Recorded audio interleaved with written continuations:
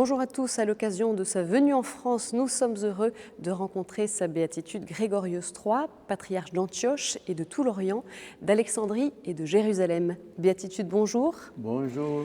La première À la convention... France.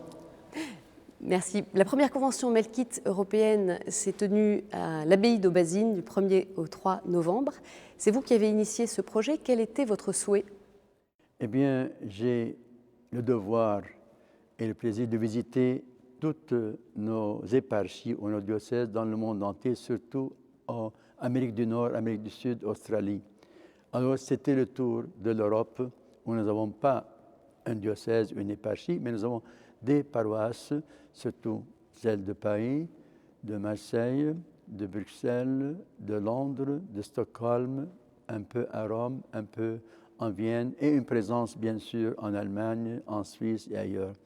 Alors c'était l'occasion de les appeler, ceux qui peuvent venir, à une réunion d'abord de se connaître les uns les autres, de voir la situation de leur paroisse, leurs problèmes, leurs défis, leurs espoirs, leurs expériences. Et c'était vraiment très enrichissant. Et du coup, on a vu que vraiment c'était une atmosphère familiale. Surtout quand on est en dehors de son propre pays, on s'en sent plus familier et plus proche les uns des autres parce que chacun vient, porte une mémoire de l'autre, de son pays, de son village, de sa ville, de sa famille, etc. Donc c'était une atmosphère très familiale où on a pu donner l'occasion à chacun des prêtres et des laïcs qui étaient venus de se faire présenter sa paroisse, les activités, les paroissiens, l'inculturation, comment ils sont dans leur paroisse et encore dans la paroisse latine, comment la paroisse latine réagit à la présence orientale, etc. Donc c'est vraiment une réunion très réussie. Alors, on va évoquer, Béatitude, à présent, la situation dans votre pays, en Syrie, la Syrie qui s'enfonce un peu plus chaque jour dans le chaos. On a du mal, nous, vu de France, à comprendre ce qui se passe réellement. Quel regard vous portez sur ce que traverse votre pays? Vous avez pleinement raison. Ce n'est pas facile de voir là-dedans, dans cette situation qui est chaotique, mais tragique aussi, et qui vraiment, pour nous, on est devant un mur, devant une impasse, dans un tunnel tout sombre, on ne voit pas qu'il y a une lueur. C'est pour cela qu'il faut recourir à des solutions plus fortes. Et d'abord, surtout pour le chaos, je peux dire que cette guerre en Syrie actuellement est une guerre sans visage. Une révolution, si on veut appeler révolution, encore sans visage. C'est-à-dire, qu'est-ce que vous voulez dire par là? Sans identité. Il y a dans les 2000 groupes qui se réclament de la révolution, des droits, etc. Mais on ne sait pas qui sont, s'ils sont syriens, s'ils ne sont pas syriens, quelle est leur visée, quel est leur programme. Moi, j'ai un programme plus que tous les opposants. Je l'ai dit au premier mois de la crise syrienne, je l'appelle plutôt crise syrienne que révolution ou autre chose, pour dire que c'est une chose qui est compliquée, qui a des racines dans le pays, mais qui n'est pas seulement du pays. Et d'autre part, c'est une situation complexe dans le contexte arabe. Les alliances arabes, vous savez, le Qatar, l'Arabie saoudite, l'Égypte, l'Irak, l'Afrique, le Nord, etc. Tout cela sont très complexes. Et encore le contexte international, la Russie, la Chine, et l'Amérique et l'Europe qui malheureusement fait seulement la queue.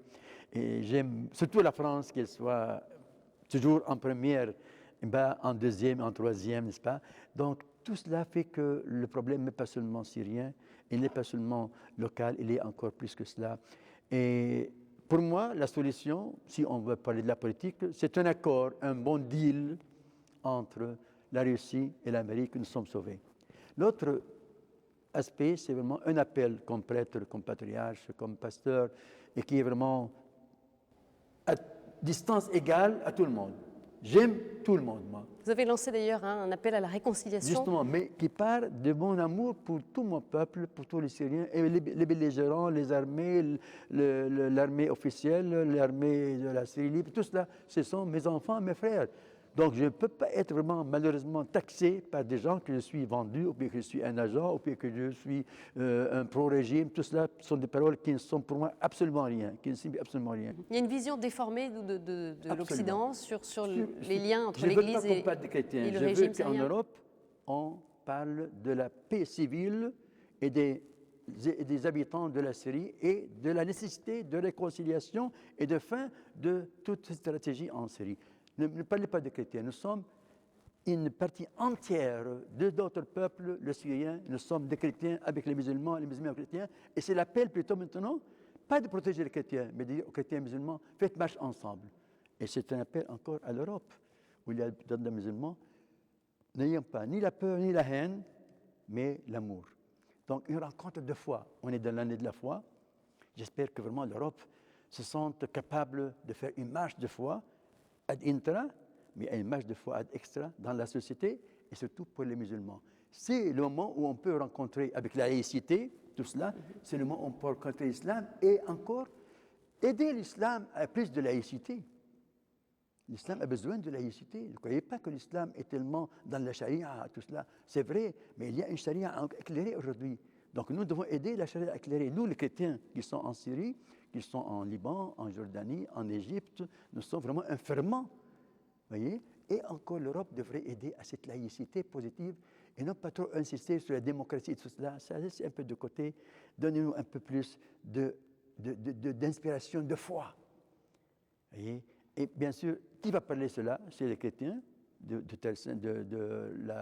l'Orient, c'est le Vatican, c'est les conférences épiscopales qui doivent vraiment mettre cette note de foi dans la rencontre et dans la solution des problèmes, présence de l'islam en Europe, le salafisme, tout cela se guérit par une marche de foi et non pas par des procédés politiques.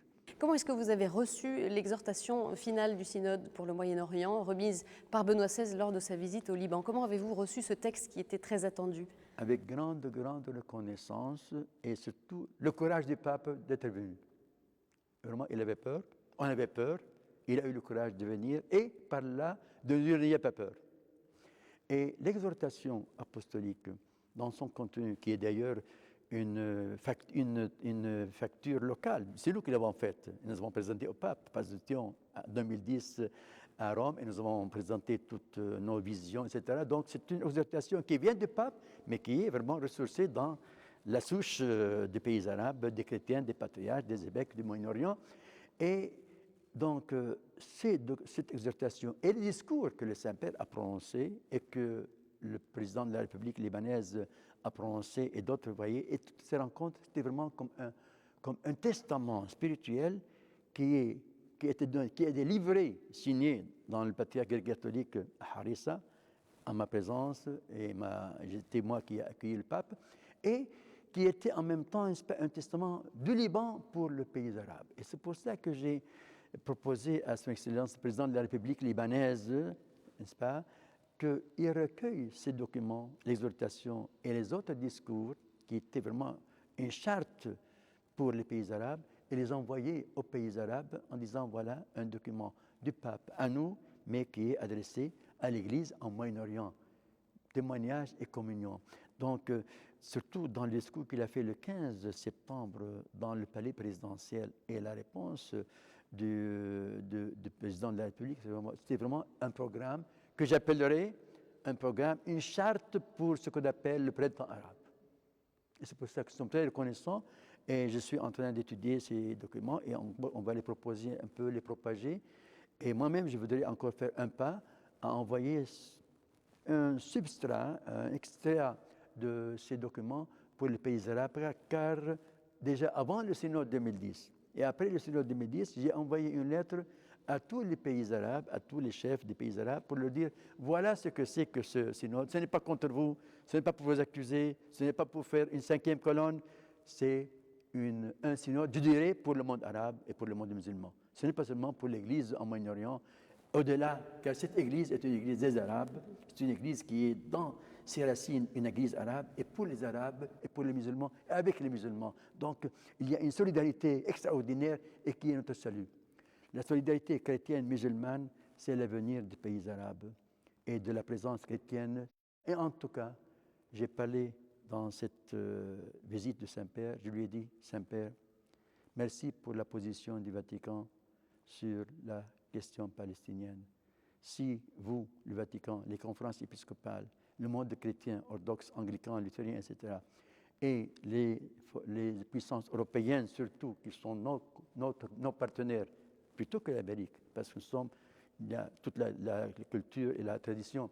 Eh bien, si on a une voix ensemble, una voce, pour résoudre le conflit israélo-palestinien, c'est là la clé de la paix en Moyen-Orient, la clé d'un vrai printemps arabe et la clé d'une stabilité de la présence chrétienne contre l'immigration, contre le salafisme, fondamentalisme, tout cela, ce que vous appelez, tous ces ismes-là seront à 50% réduits, si pas plus, si on reconnaît un État palestinien avec un État israélien qui vivent en paix. Mes amis, n'attisez pas le feu et la discorde dans les pays arabes. Aidez à unir les pays arabes pour une solution arabe et européenne du conflit israélo-palestinien et vous sauverez la paix et vous donnerez aux nouvelles générations une autre vision du monde. Donc, aidez-nous, l'Europe, vous qui avez créé Israël, aidez encore à avoir Palestine à côté d'Israël. Et c'est le salut d'Israël. Le salut d'Israël, c'est son voisin. On dit en arabe, Jarak Abel Darak, votre voisin avant votre maison. Donc, si vraiment on aide des Palestiniens et Israéliens à vivre ensemble, c'est le salut de tous les pays arabes et de la jeunesse surtout, qui a marre de continuer à être sous l'influence du fondamentalisme. Ils sont terrorisés par cela. Ils sont victimes de cela. Ils sont victimes parce qu'il faut continuellement leur dire le sionisme est votre ennemi. À quoi ça sert? J'espère que la dernière parole sera vraiment la réconciliation et la paix, car Jésus est venu afin de faire de deux toujours. D'où il y a deux, il en fait un. C'est là le sens de l'incarnation, de la Trinité. C'est vraiment une unité qui n'est pas seulement extérieure ou diplomatique, c'est l'unité de l'homme, de son essence. Et je répète, pour finir, la parole de Jean-Paul II, le pape bienheureux, qui a dit l'essence de l'homme, c'est d'être avec et pour. Et c'est là le résumé de notre présence chrétienne, communion et témoignage. Cela veut dire être présent dans le monde arabe, avec le monde arabe et pour le monde arabe, afin que tous aient la vie et l'aient en abondance. C'est votre vocation d'être présent, de rester dans ces pays-là du Moyen-Orient. Sel, lumière et le vin dans la pâte. Merci beaucoup, Béatitude, de nous avoir accordé de votre temps. Merci à vous, et à Cato, et bonne mission.